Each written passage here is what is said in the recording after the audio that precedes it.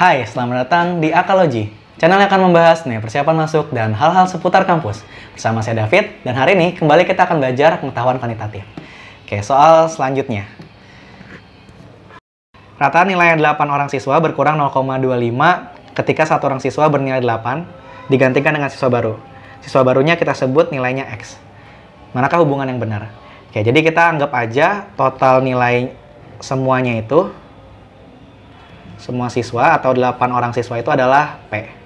Berarti rata-rata kita ini sama dengan P dibagi 8. Gitu ya. Nah, terus berkurang kan?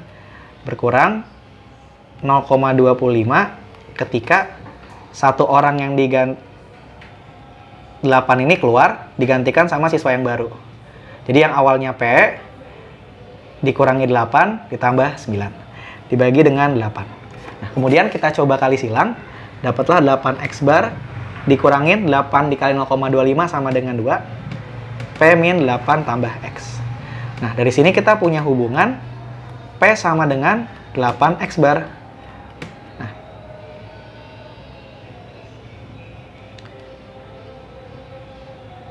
oke. P sama dengan 8X bar, berarti kita substitusi 8X bar min 2 sama dengan 8X bar min 8 tambah X. Kita bisa hilangkan seperti ini. Jadi tinggal X sama dengan 6.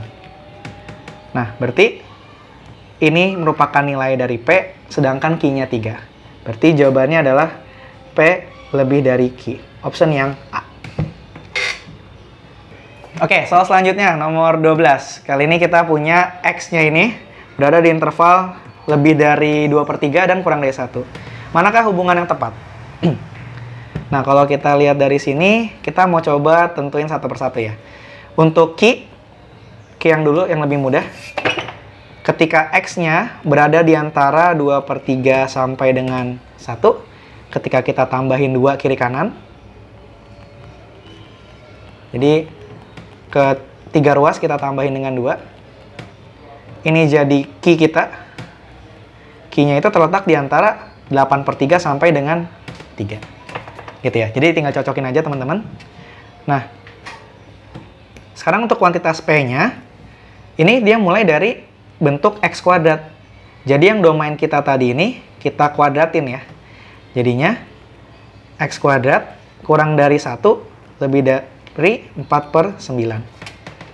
Nah, kemudian karena ini ada minus, kita coba kali min.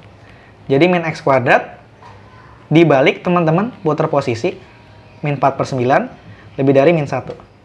Nah, baru supaya ada 3 di sini, berarti kedua ruas kita tambahin 3. Seperti itu ya. Jadi yang ini sebagai P-nya, dia akan lebih dari 2 dan kurang dari, kalau teman-teman samain penyebutnya, ini akan jadi 25/9. Nah, sekarang kalau kita lihat, kalau kita buat garis bilangan, teman-teman, Q-nya itu 8/3, ininya 3. Ini nilai untuk Q. Nah, sedangkan untuk P, kita akan kasih warna lain. Dia letaknya 2 nih. Berarti di dalam sini.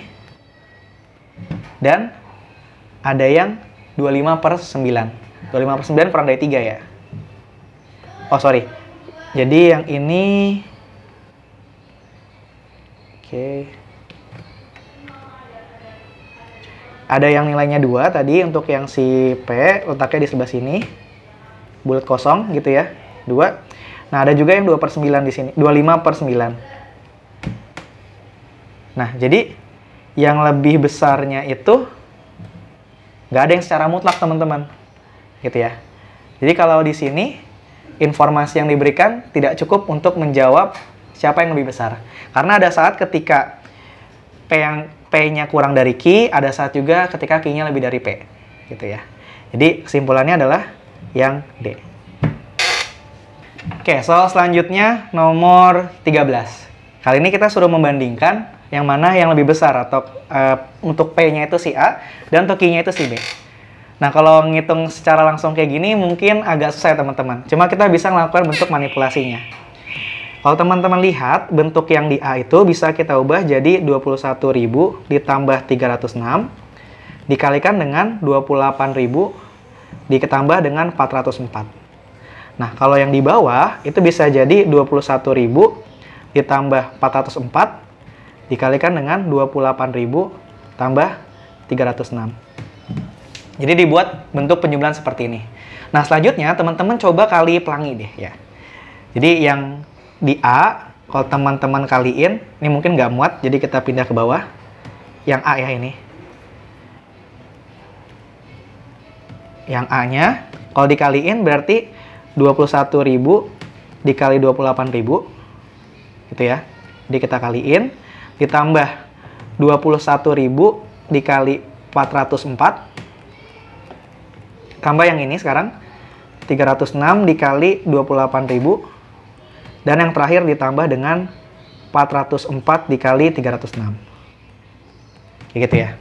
Nah, kalau yang B, teman-teman bisa lihat 21.000 juga dikali 28.000 juga. Kita kali yang ini, berarti sekarang pakai beda warna deh.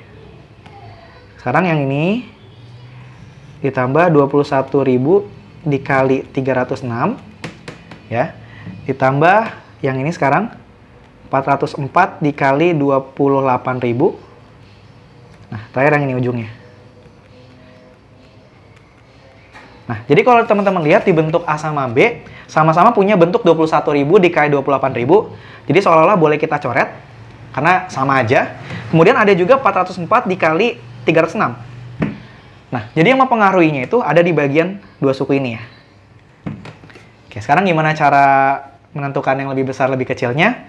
Nah, kita tinggal lihat aja, kan ini sama-sama ada 21.000 dan 28.000. Keduanya sama-sama kelipatan 7.000. Jadi teman-teman bisa jadikan yang atasnya itu, sekarang tinggal anggap aja A-nya adalah 3 dikali 404 dikali 7.000.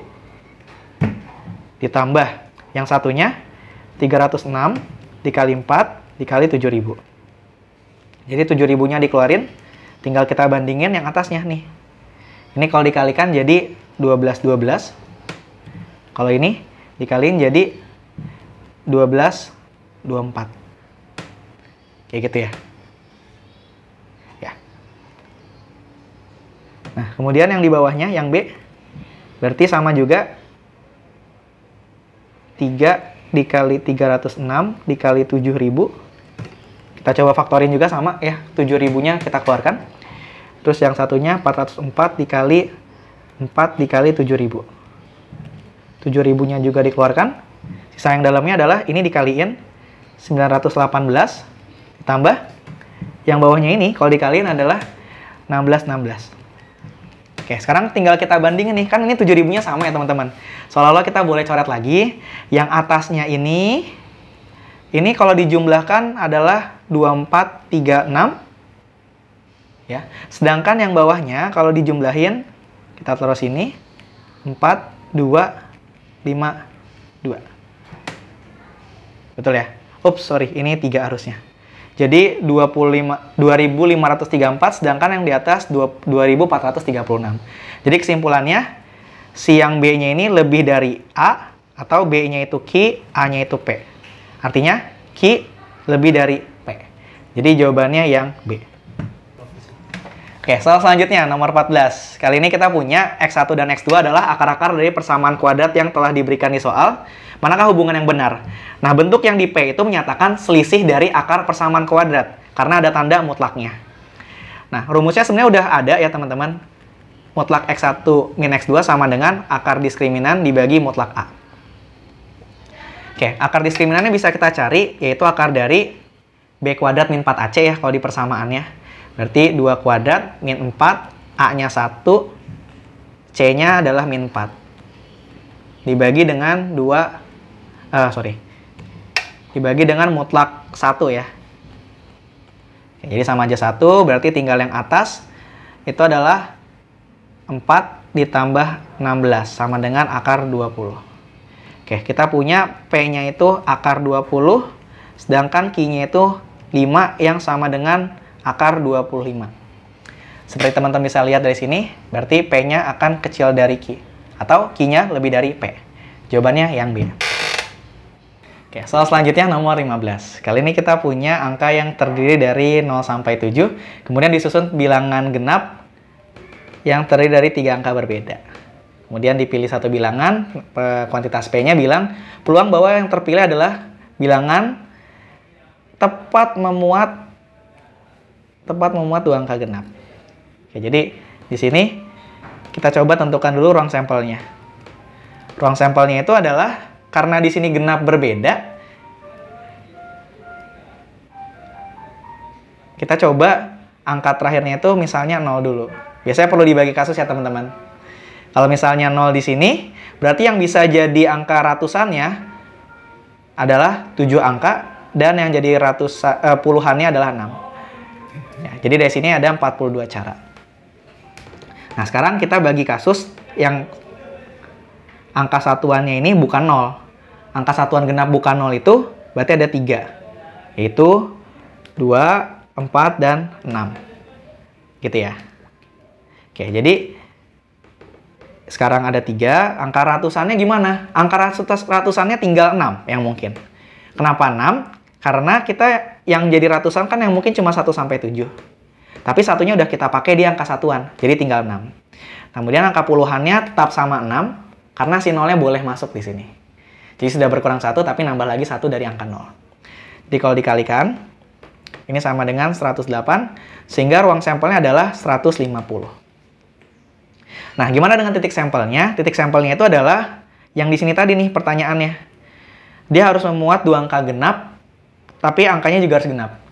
Nah, berarti yang mungkinnya terbagi jadi 2, itu kalau ganjil genap-genap, kita singkat ganjilnya itu L, genapnya itu P, atau genap, ganjil, genap.